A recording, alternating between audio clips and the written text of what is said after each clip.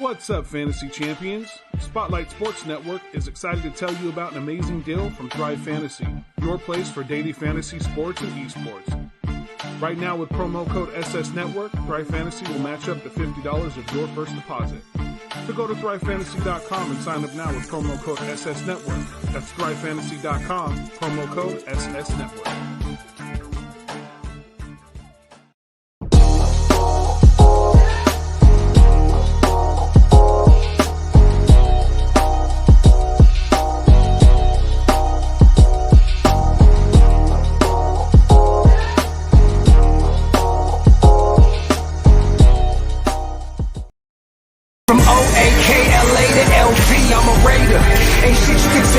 I'm a raider. Ain't shit you can tell me, I'm so nation. No matter the location, from OAKLA to LV, I'm a raider. Ain't shit you can tell me, I'm a raider. Ain't shit you can tell me, I'm so nation. No matter the location. Just got that 83. What is up? What is up? What is up? What is up, everybody? What is going on, everybody? What is going on? It is your boy Darion. Live with another video, ladies and gentlemen.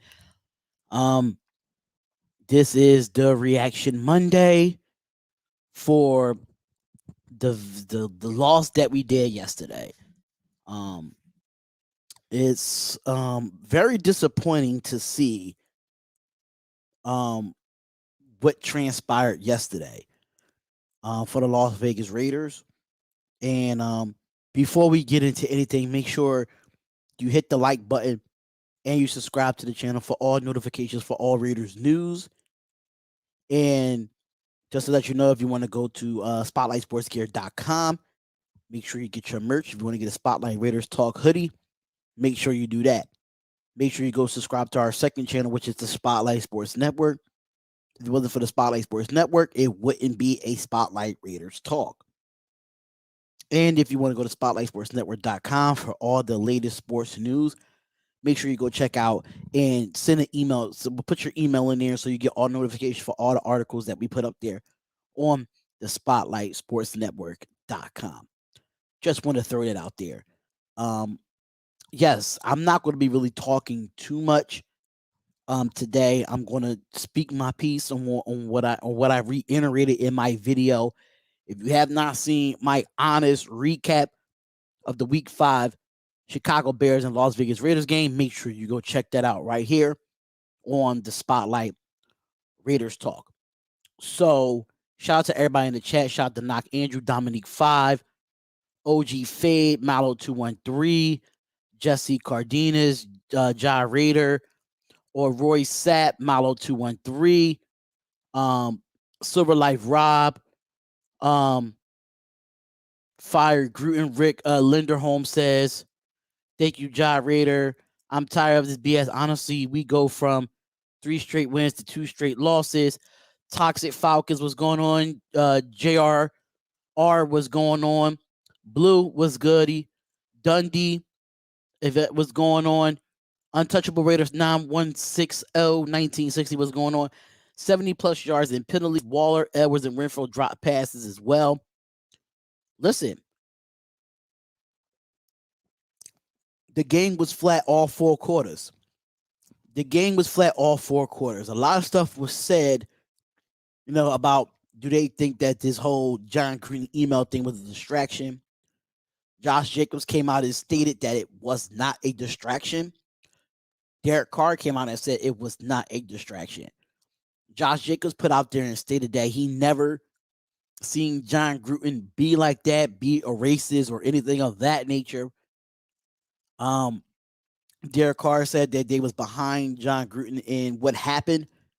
So with that being said, let's talk about the game a little bit, because I'm not going to be too hype in this live stream. I'm really not going to be too hype in this live stream. Hold up, y'all. I'm gonna answer all y'all questions in the chat. But just to let y'all know, make sure y'all go look at right above me if you want to donate to the channel. If you don't know how to use Super Chat, you could just donate right here at Spotlight Raiders Talk. You could donate to the Cash App. And I will have the phone lines open on this side. which is 267-957-1431. The phone lines will be open soon. But this is how I feel. And I don't know if anybody saw my Twitter last night. I went on a rampage. With everything that went on. So if you don't know what I said on Twitter, and you're not on Instagram, which is at Spotlight Raiders Talk, I'm going to address what I said last night. And I'm going to say it because I said what I said. Y'all know that I keep it 100 with all of y'all on here. I'm going to keep it 100. I don't care what the fans say. And I'm just going to be brutally honest, because I noticed about Raiders fans, a lot of Raiders fans are not brutally honest with this football team. They're just not. They're not brutally honest at all. And I'm going to tell y'all what I said. So the first one says this: we got outplayed, we got outcoached, we got outmuscled on all phases of the game. If you think this team did anything good today, then you're blind. That's exactly what I said in the first tweet. Second tweet, hashtag fire John Gruden. Fire John Gruden. And I'm going to explain why. Third tweet that I put out. The Raider Nation has been defending Gruden since he came back to the Raiders. I've been said it, and I will say it again. Gruden doesn't need to be coaching football anymore. Hashtag fire Gruden. Hashtag Raiders. The next tweet. No, I'm going to get to it.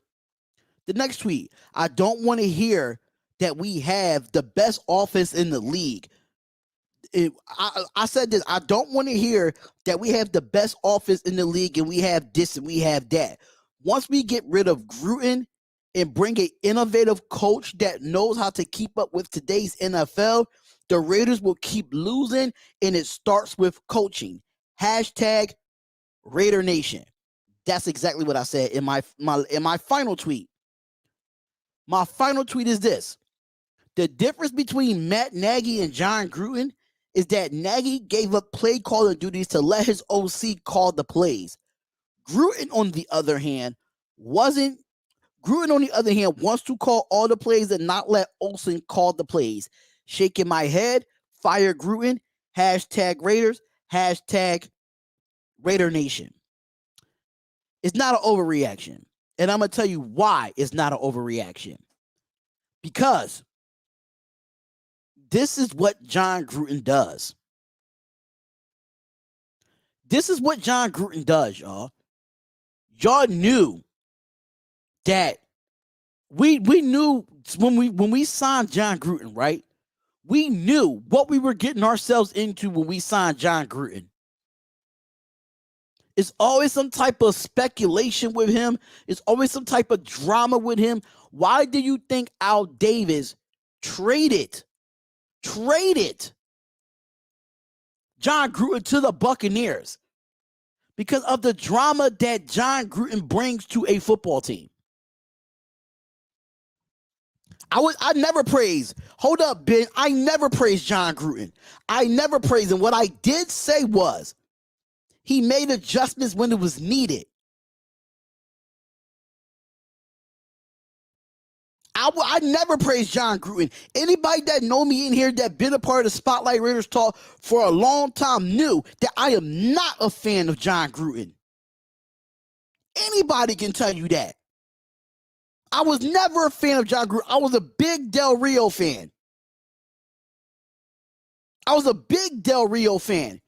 Only reason why Del Rio is no longer with the Raiders is because of John Gruden. The reason why Del Rio is no longer with the Raiders is because he fired Bill Musgrave. And that was the worst thing that Del Rio could have ever did, was fire Bill Musgrave after that 2016 year. So please don't tell me that I was praising him. I said that when it comes to making adjustments, he was doing the right thing, making adjustments. And what he did in the last 2 weeks, he went back to not making any freaking goddamn adjustments. Anybody can tell you that was in this chat. I was not on board. I was not on board with Jon Gruden. And I still stand by how I feel. Del Rio's not the head coach in Washington. That's the difference, Eddie. He's not the head coach in Washington. Look who's in Washington. Ron Rivera, a very unsuccessful coach that only been to a Super Bowl one time. If you want to look at it, Del Rio had his best years in Jacksonville, if you want to be honest. He had his best years in Jacksonville. Del Rio sucked too, but he's better than Gruden. He has a more of a winning record than Gruden with the Raiders than Gruden has.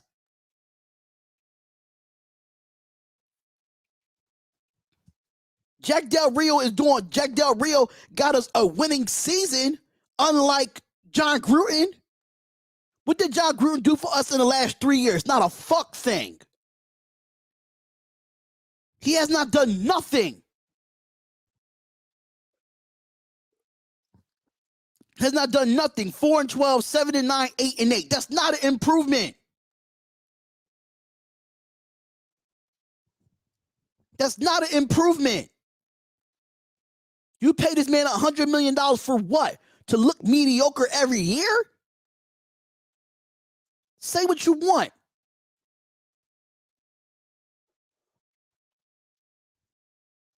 He has a better winning record with the Raiders in Gruden's second tender, in my opinion. It's a lot of coaches you could go out there and get. Eric Bieniemy will be better than Jon Gruden right now. Eric Bieniemy. Exactly. Hire Louis Riddick as your GM and Eric Bieniemy as your head coach. I would take that.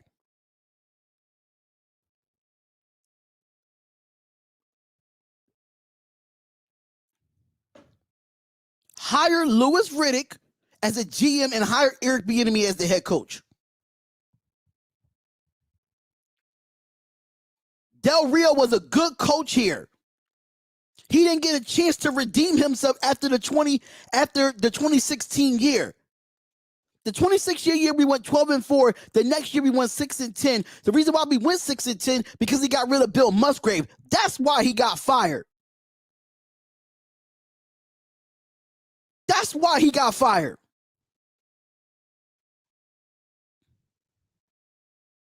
Under Jon Gruden, what has Carr done under Jon Gruden? Was he ever an MVP caliber quarterback under Jon Gruden? Hell no. He was not. Everybody was so hype about Jon Gruden coming back to the Raiders. And I told y'all he was going to bring that 2002 as fucking offense, and you see it in this year. You see it in the last 4 years.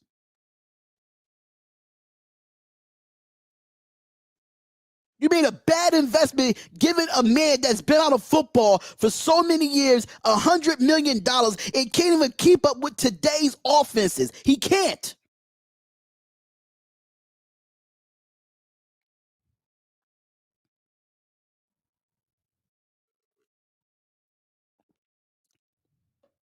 I'm sorry to say, I was not a big fan of Gus Bradley either.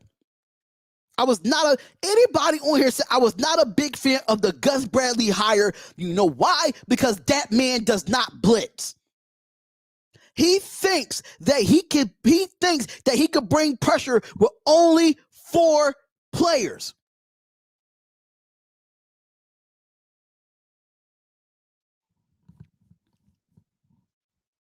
Lincoln Riley,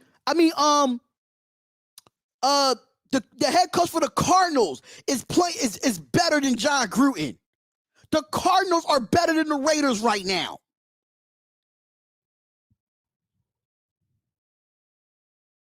Gus Bradley as a defensive coordinator, why do you think he got fired in LA? I would not replace Carr if Gruden left. I would not replace Carr. You have to put somebody that fits Carr's ability to be a quarterback.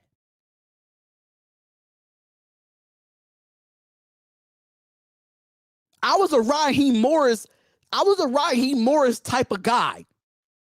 Raheem Morris is a better defensive coordinator than Gus Bradley. The only reason why Gus Bradley gets so much praise because he's a Super Bowl champion.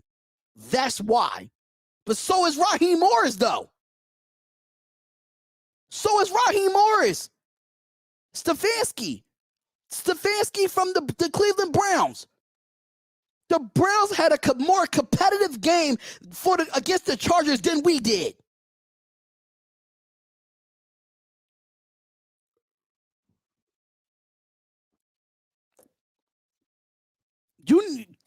Carr is a system quarterback. He does not fit this system. I feel like, I don't care what nobody say. Y'all can say what y'all want. Y'all can say what y'all want. Everybody said Gus, everybody coming. I even said it myself. I'm not going to even sit here and lie. I'm going to say it myself. I said that Gus Bradley is bringing in all his former players. He's bringing in all his former players to do what? To do what exactly?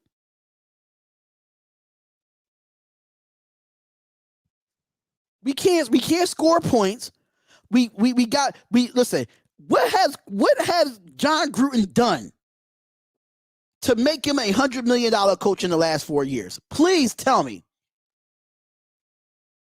Because I remember us being 6-3 last year and finishing 8-8.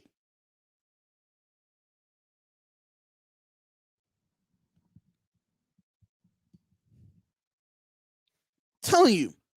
But the difference is Eric Bieniemy would bring his former players, but Eric Bieniemy would bring players that's young and that's fast. It's only three players on the defensive side of the ball that came from a Gus Bradley system that's playing well. 3. Darius Fallon, Casey Hayward, and Denzel Perriman. They are the only 3 players from a Gus Bradley system that's playing well on the defensive side of the ball. End of story. KJ Wright, we were so hype on him. I ain't gonna lie. I was hype on him too. I was hype on KJ Wright. But he doesn't even look like the KJ Wright that we're looking for. Come on, man. There's only 3 players out of that Gus Bradley system that's doing well. Darius Fallon, Casey Hayward, and Denzel Perriman. Everybody else that came from the Gus Bradley system is not doing shit besides them 3.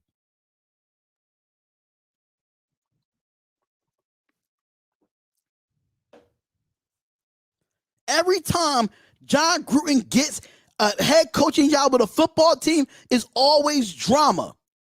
It's always drama. And I've been saying it. I don't mind John Gruden being the head coach, but he needs to give up the play calling.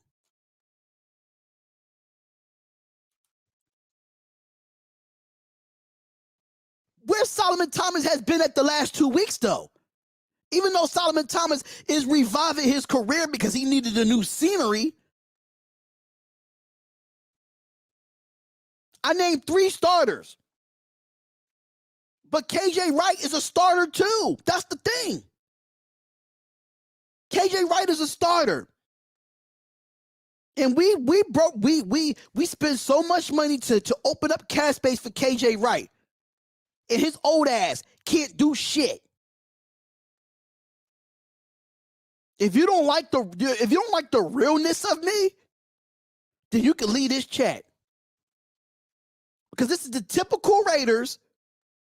This is the typical Raiders every single year under John Gruden, or every single year as a Raiders fan.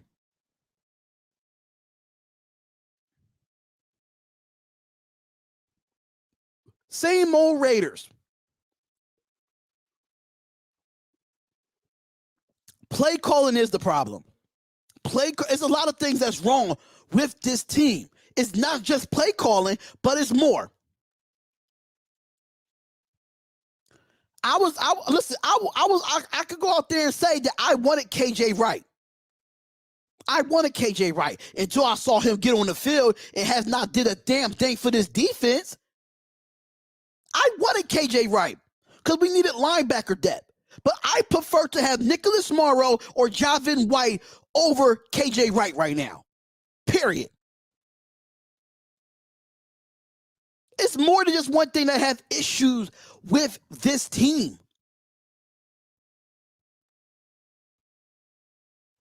It's more, and I've been talking about these issues even when we were 3-0. Even when we were 3-0, I said Gruden has to give up the play calling. I've been saying that. If anybody knows me, I've been saying John Gruden has to give up the play calling. He needs to bring in an innovative offensive coordinator, a young offensive coordinator that will get Henry Ruggs involved. Henry Ruggs gets involved so late in the game, it sucks, man.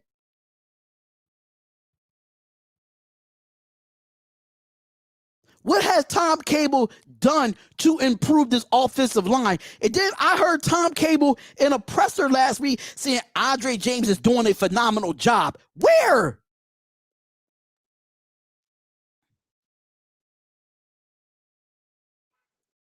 Where? Until we don't have an up-tempo offense.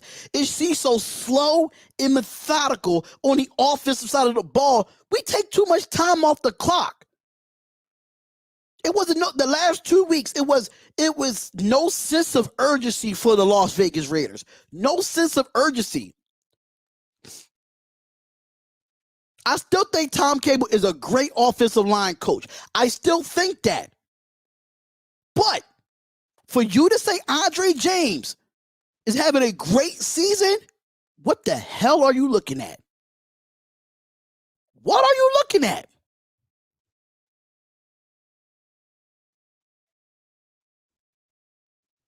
It's making me regret. I understand that it's not all about play calling, but play calling is an issue with this team. If you don't think so, then you're blind. You really need to go look at the game. Because if play calling was not the issue, why did we go for 2 when we could have been down 4 instead of 5? Ask that question. Why did we go for 2 so early in the fourth quarter when we just could have kicked the field goal and it would have been 14-10? That's play calling.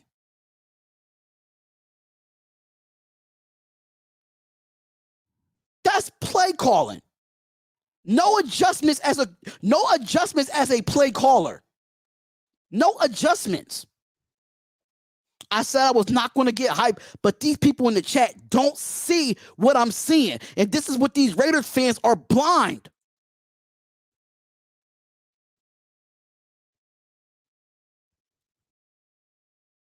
We would have been down 4 is what I'm saying.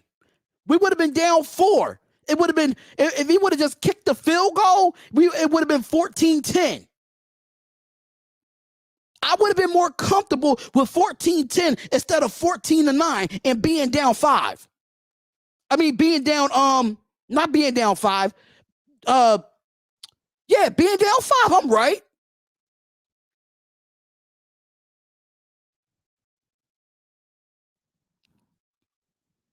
I'm saying to this, though, like, it has to be, it's more than just play calling. It's the offensive line. It's the defense giving up almost 6 yards a carry to a bunch of running backs that we don't even know. We made Khalil Herbert and Damian Williams look like Kareem Hunt and Nick Chubb yesterday.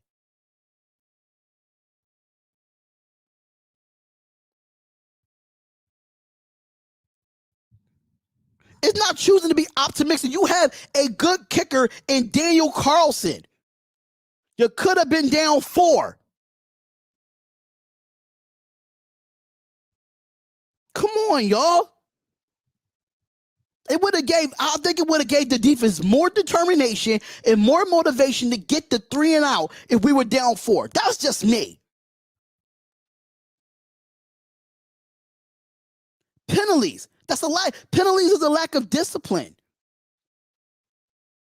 Penalties is a lack of discipline, especially in that drive that the roughing the passer drive, the hands to the face drive, all of that.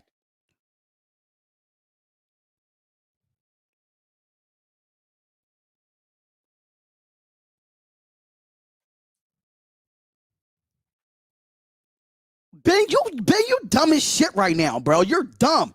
I'd rather be down 4 than be down 5. Just kick the field goal and let your defense give you the ball back. Why go for 2? Why? Why go for 2, Ben? You sound dumb. Mind you, it was 9 minutes left in the game. Why would it was 9 minutes left in the game when we scored. 9 minutes.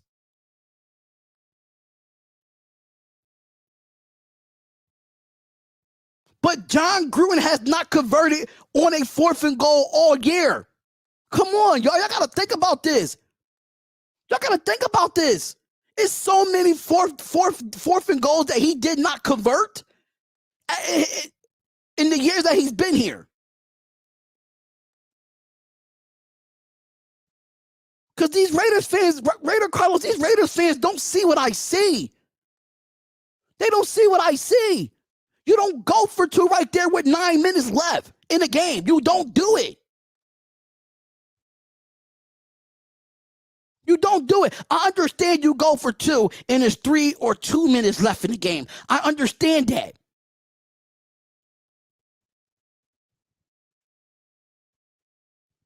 I understand that. But it was 9 minutes left in the game. 9.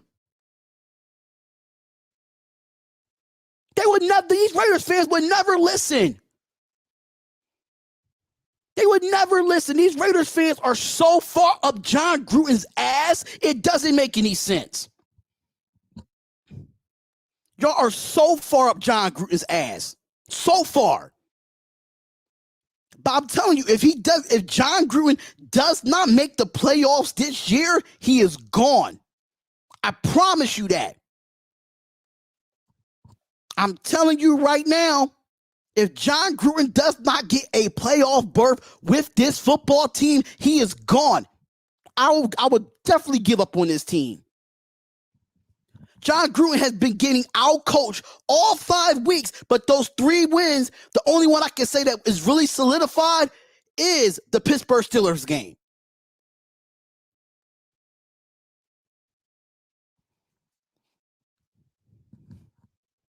I'm telling you, if we don't have more than 10 wins, John Gruden is out of here. I don't care what nobody say. We need to have double-digit wins this year. We have to. If we don't get double-digit wins, if we only get 1 more win than we had last year, that's still mediocre to me. The Raiders been owing players money for years. Mark Davis got it. Shit.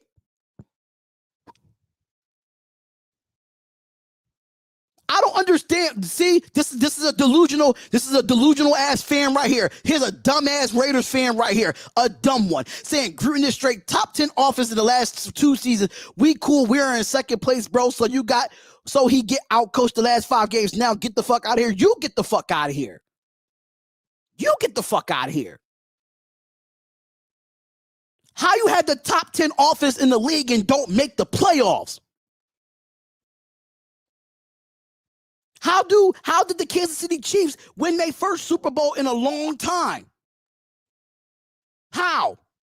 They won a Super Bowl without a defense because they had an offensive coordinator and they had an offensive-minded coach like Andy Reid that could keep up with the Joneses, that could keep up with the style of play. Get the fuck out of here, Brandon. You on some bullshit. KC can suck right now. They can suck right now, but they can always turn it up. They can always turn it up. Don't count out KC. Right now, if you want to be honest, the Chargers is the best team in the division. Even though that we're number 2 in the division, the Chargers are the best team in the division, and it shows.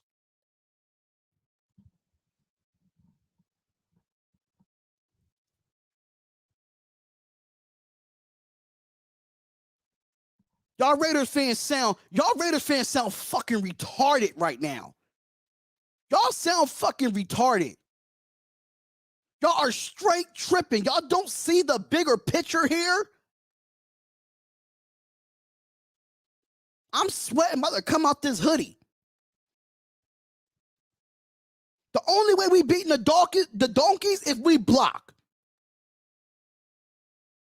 The only way we beating the donkeys if we block. And we have not blocked all fucking season. We're on the verge to have the most sacks in the NFL from our offensive line. I know y'all saw that stat come out today, right? The most sacks in Raiders history from our offensive line, thanks to the Tom Cables of the world and the John Grutens of the world.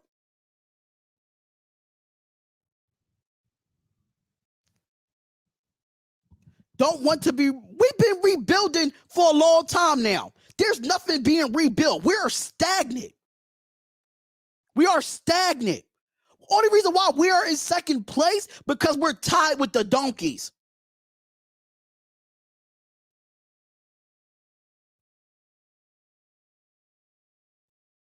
And I do got on the shirt because you about to be blocked. Because you're a dumbass Raiders fan, Brandon. You're dumb. You're dumb.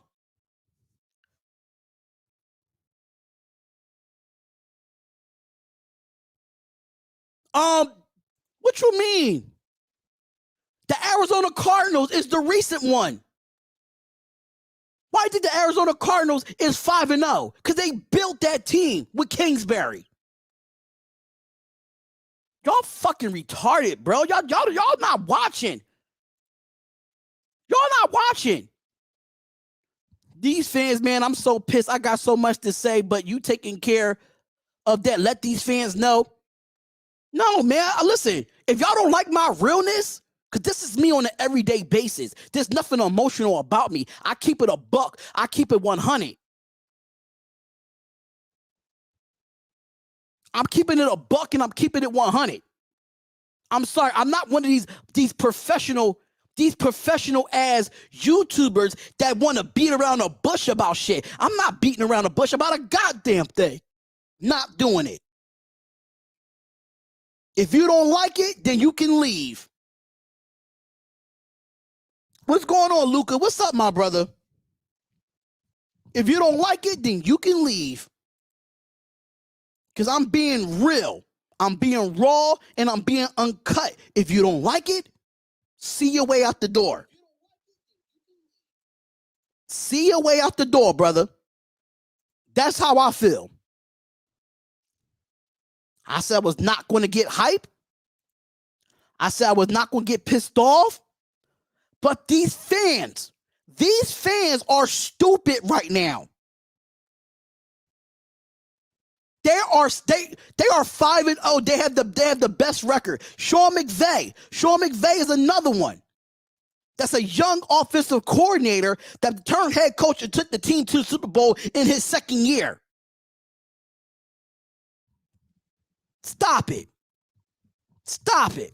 You know why? Because we're so old school. The Raiders is so old school. They think we're supposed to keep it old school, run the ball down the throats, da-da-da-da. I don't mind running the football. I don't. But we have too much talent on this offense to look like shit and only scored 9 fucking points yesterday.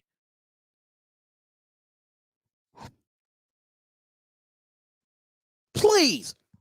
If we are a top 10 offense, why we can't score more than hold up. We scored 14 points against the Chargers and we scored 9. We barely scored 20 points in the last 2 weeks. Barely.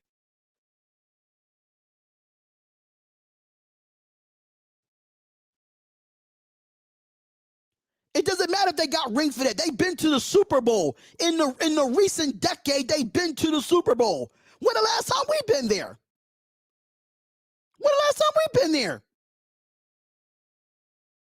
The Raiders are so old school. We so fucking outdated. We'll never win shit if we keep being outdated. Why do you think it took the Chiefs so long to win the Super Bowl? Why are you thinking so many teams that was bad on a come up is being better now because they're getting with the system. They're getting what the offense is doing. We're so fucking outdated as a football team. It doesn't make any sense. Get these old ass coaches out of our organization. Bring in some new, fresh blood, please.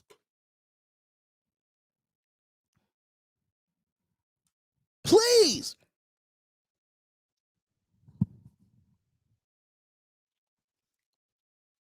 That's all I'm saying. It's old school. It's old school.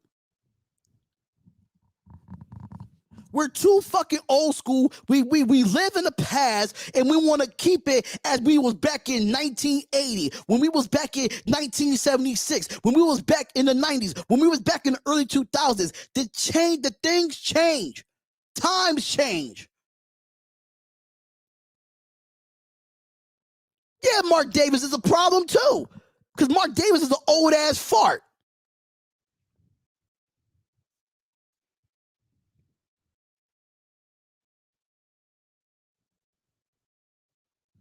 But I bet you you listen, you can say whatever you want about every other team in our division. Just because they lost to the Buffalo Bills last night, you cannot count out the Kansas City Chiefs. You just can't. Look at the Bills. The Bills were shitty for years after going to the Super Bowl 4 times and losing. 4 times, and they rebuilt that team with McDermott. And McDermott had them being a great football team. Look at the Cleveland Browns. The Cleveland Browns looked good last year, and they look good this year, and they competed. They competed against the Chargers, where something the Raiders could not do last week. Period. The Rams wasn't built in one night. It doesn't matter. It took Sean McVay a shorter time to change the culture there than the Raiders did. Let's be honest. Let's be honest. Stefanski was one of them.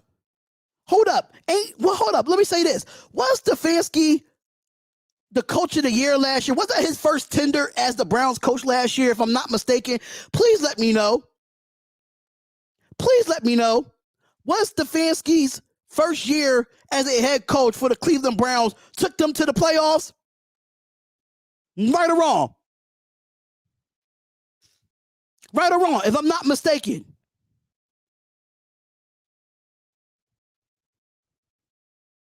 You know what the Browns did? They built around Mayfield. They built around a coach that fits Baker Mayfield's style of play. So you saying what about them? The solution is, okay, so Todd Clemens says, what is the solution? This is the solution, Todd. This is the solution. The solution is, we need to have a coach to hold these players accountable. That's one solution.